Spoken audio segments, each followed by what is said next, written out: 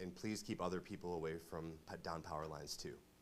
But overall, storm didn't impact electricity as much as we expected, but we are working hard to restore power as fast as we can and as safely as we can. Thank you. Thank you, Lee. Appreciate that. We do have assets, both state and federal assets here in the county. We have a number of National Guardsmen that are staged and ready for search and rescue. We have a number of assets coming from the state for food and water, and we do have a FEMA representative that's on his way to Hernando County to begin damage assessment when conditions are available. But first, let me turn it over to Commissioner Brian Hawkins to give a little brief out on Hernando County or Hernando Beach area. Commissioner. Thank you, sir. Good afternoon. It's been a day. We started out this morning surveying some of the floodwaters and the surge that came into Hernando Beach. I was escorted by our great sheriff here, Sheriff Al Nienhuis.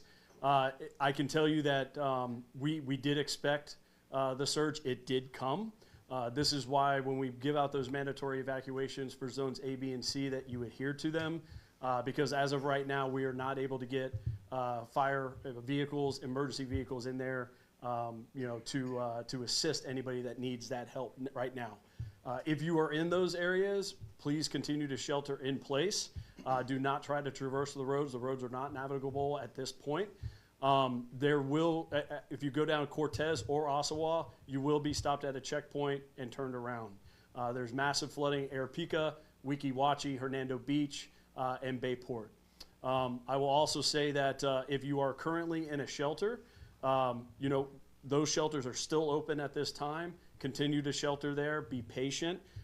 You will be able to start, having normal activities and leaving those shelters, hopefully this afternoon. But again, be patient and listen to the staff that are on site there. If you have any questions for me, you can reach me by email, or you can contact me directly on my county cell phone at 352-587-3000. Again, it's 352-587-3000. Continue to be safe, Hernando County, and God bless. Thank you, Commissioner. As the Commissioner mentioned, the storm surge, our high tide is not till 1:20. That's in about 15 or 20 minutes. We're at a king high tide cycle, which means the high tide will last a couple hours longer than expected, where we're still expected to get 6 to 9 feet. So you may have thought the water's receding, but it's going to come back in. And that's our major concern, again, storm surge. To give a little brief about our rescue efforts and the assets that are at our disposal, I'd like to turn it over to Chief Paul Hosmeyer. Chief. Thank you. Real quick, we made several rescues this morning with the assistance of Sheriff's Department, Fire Rescue, and the National Guard units that are here to support us. Several rescues there, also checking on multiple people in the floodwaters. We had one structure fire on Hernando Beach with water that was too deep to get fire trucks to, and we anticipate still having some issues this afternoon with the high tide coming back, and we encourage everybody to stay put. Fire Rescue, Sheriff's Department, all of us, and Sheriff will talk more about their operations, but we're ready to respond and help as we can. We have both water, ground, and some air support as needed this afternoon and evening. Sure. Yeah. Again, I'm Hernando County Sheriff Al Nienhuis, and as Commissioner Hawkins said, he and I were out there.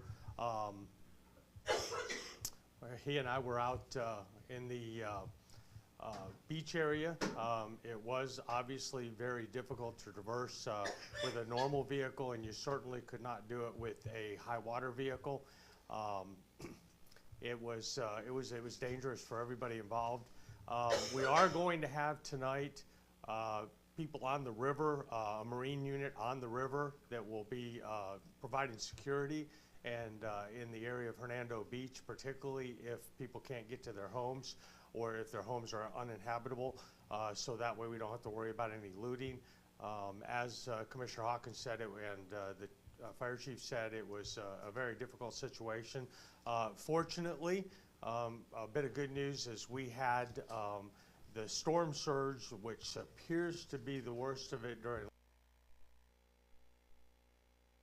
low tide, and The reports I'm getting now, real-time reports, is that the water level does not seem to be increasing much with high tide, but obviously we still have a couple hours before we'll get past that. So as it stands right now, we're kind of on a holding pattern until that water goes out, and we're going to be able to go in and provide even more security closer to those areas that have been flooded. As the chief said and as the commissioner said, if you're in place right now and the water's high, just keep in mind that if you're on dry land and you come across standing water, it does nothing but get deeper as you go further along.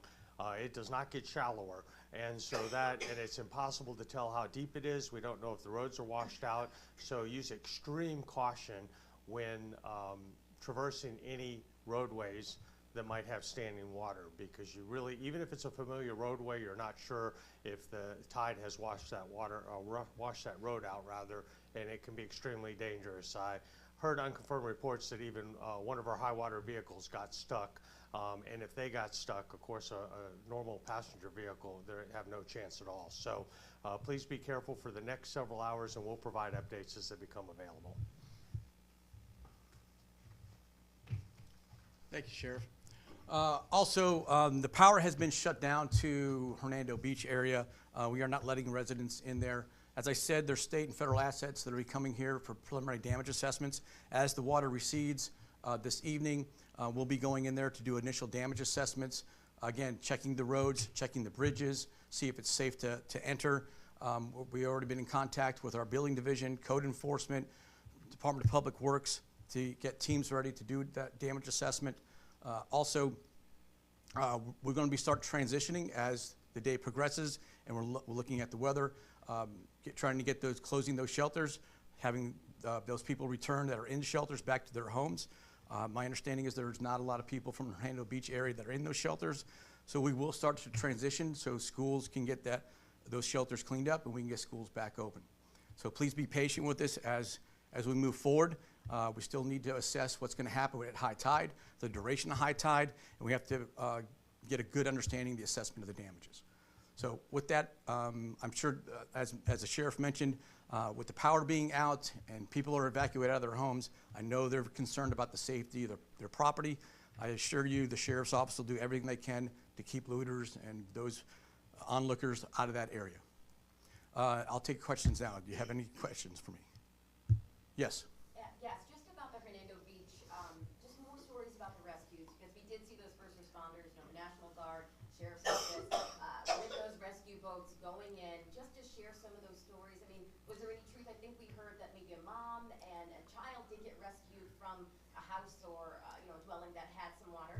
Yes, we had a mother and child get rescued earlier this morning. They tried to leave the area very early. They got caught at a high point on a road where behind them the road started to get flooded, and in front of them the road started getting flooded. But I can turn it over to Chief Hosmeyer. He can give you more specific information on that. Commissioner Hawkins was there. Commissioner Hawkins, you want to give an update on Commissioner Hawkins? Yeah. So, well, I was there. It was not planned. I can assure you that. But the sheriff and I were there. We were looking to go to Bayport to try to traverse to Pine Island to see what the floods were doing out there in the surge.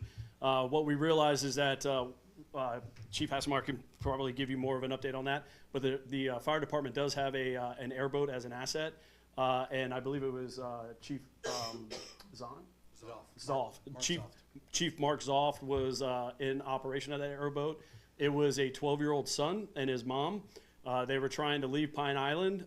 They came in contact with water. It killed the battery of the car. They were very concerned. They got the car restarted and was able to back up. This was a very dangerous operation. This is at the height of the surge. The wind was blowing. It was not an easy rescue, to say the least. What I can tell you is that they got safely to Cortez. They got off the boat, and the mother and son were then taken away and brought to a family relative, I believe, somewhere in the middle of Hernando County in Spring Hill. But yeah, it was successful, and it just happened to happen while we were there. Yes, thank you. Thank you, sir. So once again, we're still not out of the woods. We're still going to be monitoring the weather situation. Again, this is a very fluid and dynamic situation. We'll be going from life preservation mode into incident stabilization and then the road to recovery. So we have plans in place, we have assets in place. Again, now's not the time to go try to sightsee and see what's happening out in Pine Island and Hernando Beach. It is still very dangerous. The water is still there. We want to make sure nobody gets hurt. Life preservation is paramount. Okay, so please heed those warnings. If the sheriff's office is blocking you from going in there, there's a reason for it. It is for your safety. We need electric companies to go in there, assess the damage, and make sure it's safe to recharge those lines. Replace the power poles if needed, and get those transformers back in place. So once they recharge, there's a possibility we could have more damage with fires that may start from that recharge from houses that have been affected. So again, this is a very fluid situation, and please be safe. Continue to monitor. Yes. I'm sorry. If you're without power and you're waiting for power to be restored, it may be a good idea to turn off your breakers, wait till power is restored, then flip them back on. Good information. Thank you, Lee. Appreciate that. If there's no further questions, I appreciate everybody's time. Please, Hernando County, please remember we are still not out of this yet. Continue to stay informed and be involved. Follow our social media page for more information. Thank you so much.